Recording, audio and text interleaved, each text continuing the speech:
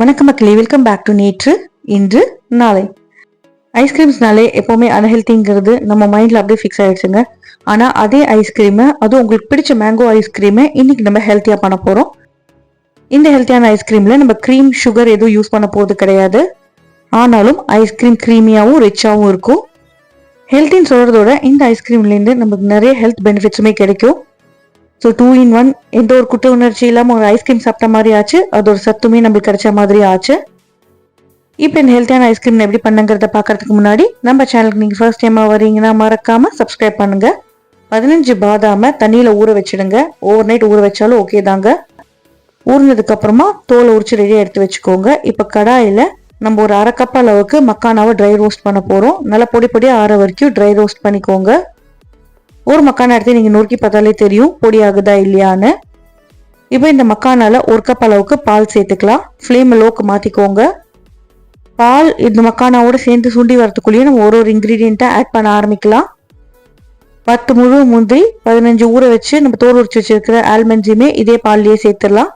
இது கூட 1/4 கப் அளவுக்கு ஓட்ஸ் சேர்த்துக்கோங்க. பாடிக்கு ஒரு வெயிட் கொடுக்கறதுக்காக தாங்க நம்ம ஓட்ஸ் எல்லாம் சேர்த்துருக்கோம். இப்போ கலந்து விட்டு இது ஒரு கொதி வந்ததுக்கு அப்புறமா நீங்கள் அடுப்பை ஆஃப் பண்ணிட்டு 1/3 கப் அளவுக்கு பேரிச்சம்பழம் கொட்டை இல்லாமல் சேர்த்துக்கணும். இந்த சூடான பால்லேயே உங்களுக்கு பேரிச்சம்பழம் நல்லா ஊறி சாஃப்ட் ஆகிடும். இப்போ ஆறுனதுக்கு அப்புறமா இது எல்லாத்தையுமே மிக்ஸி ஜாருக்கு மாற்றிக்கோங்க. அந்த பாலோடவே சேர்த்து நம்ம அரைச்சிக்க போகிறோம். அரைக்கும் போது எக்ஸ்ட்ராவாக தண்ணி இல்லைனா பால் எதுவும் சேர்க்க வேண்டாங்க. நம்ம கொதிக்க வச்சிருந்த பாலே போதும். இந்த மிக்சர் திக்காக இருந்தால் தாங்க நம்மளுக்கு ஐஸ்கிரீம் க்ரீமியாக வரும். உங்களால் எவ்வளோ ஸ்மூத்தாக அரைக்க முடியுமோ அவ்வளோ ஸ்மூத்தாக அரைச்சிக்கோங்க. இதை அரைச்சதுக்கு அப்புறமா இதுலேயே நல்ல பழுத்த ஸ்வீட்டாக இருக்கிற மாம்பழம் ஒன்று பெருசு எடுத்திருக்கேங்க. தோலை எடுத்துட்டு அதோட பல்ப்பை மட்டும் சேர்த்துக்க போகிறேன். இது கூடவே ஒரு சின்ன விரல் அளவுக்கு இலாக்கி வாழைப்பழம் இருக்கு இல்லையா, அதுவுமே நான் சேர்த்துருக்கேன்.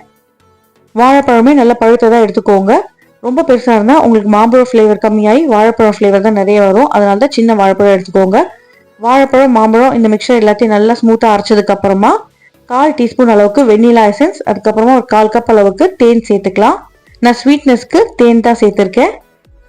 அதுவுமே நீங்கள் வேண்டாம், பழத்தில் இருக்க ஸ்வீட்னஸே போதும்னா நீங்கள் அப்படியே நீங்கள் ஃப்ரீஸ் பண்ணிடலாம்.